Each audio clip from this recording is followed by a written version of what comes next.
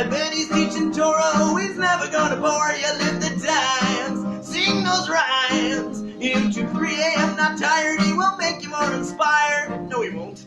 Yeah, he will. Maybe. You never know. Watch the videos. Abraham pitched his Ashel, his tent in Beersheba. The rabbis explained the word Ashel to actually mean a hospitality center, where Abraham provided a rest stop filled with free food and drink for all the weary travelers. Well, it wasn't really free. What, you really thought we'd be giving things away for free? You see, the Talmud gives us the real agenda that went on behind Abraham's business. His lifelong mission was to spread the awareness of God to the entire world. And here's where we realize that food can bring people to believe in God. You know, come to think of it, my Aunt Sadie's food also makes people into believers. Here, have some more meatloaf, puppet darling. Oh, God Almighty! I'm sorry for my sins! Save me! But back to Abraham. When travelers came to his place, he'd offer them a delicious steak dinner, along with a refreshingly cold beer. Wait, what? He'd offer them delicious foods and drinks. Then, after resting, when they were finally ready to leave and they'd ask for the bill, he'd give them the kicker. If they would only acknowledge and thank God for his blessings, then the entire stay was free. Oh, it's free! You didn't tell me. You know, come to think of it, I'm not really full. You got any more of those roasted sirloins? So if they blessed God, then all was cool. But if they stubbornly refused to accept the truth about a creator to the world, then Abraham gave them the bill. And what a bill that was. It was so expensive that it could make anybody sing to God. Praise be Hashem of Abraham. Gave food to me. Let's hope it's free. Praise be Hashem. The justification behind it was that steaks, expensive wines, and such hospitality in the middle of the desert can't possibly be cheap. So 1 second.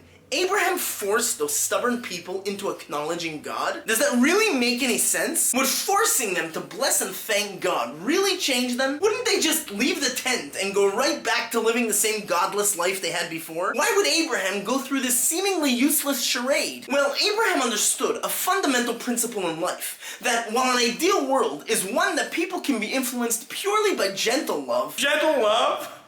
That's like my entire philosophy wrapped inside an organic chestnut. The sad reality is that sometimes certain people are stuck inside of a thick shell of indifference, and the only way to expose them to the truth is by knocking that hard shell and breaking the barrier between them and the truth. It requires shocking them out of their cynicism. Any other way wouldn't be able to penetrate their cold, stubborn hearts. You know what? You're fat!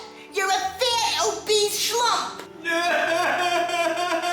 And once their shell is broken, they then become receptive enough to see life objectively and be open to change. This is like basic discipline for dummies. It's not the ideal, but it is sometimes the reality that's needed. When Abraham met those few people who stubbornly refused to acknowledge God's existence and kindness, the only way to enable them to break out and see the truth was with a quick knock of sense into them. By applying the pressure to them, and with the love and sincerity that Abraham had, even the hardest of hearts would melt and thank God for his blessings. These people didn't resent the message. Rather, because of Abraham's no-nonsense behavior, he allowed them to open up to an entirely new perspective in life. As descendants of Abraham, it doesn't matter what type of Jew you may be, because we all equally share the responsibility of finishing Abraham's dream to bring the awareness of God to the entire world, especially to our fellow Jews. And to do that, we need to follow Abraham's lead. We gotta go out and inspire all those around us to lead a more godly life. That'll be $7.99. No, it's for a friend. Do you know God?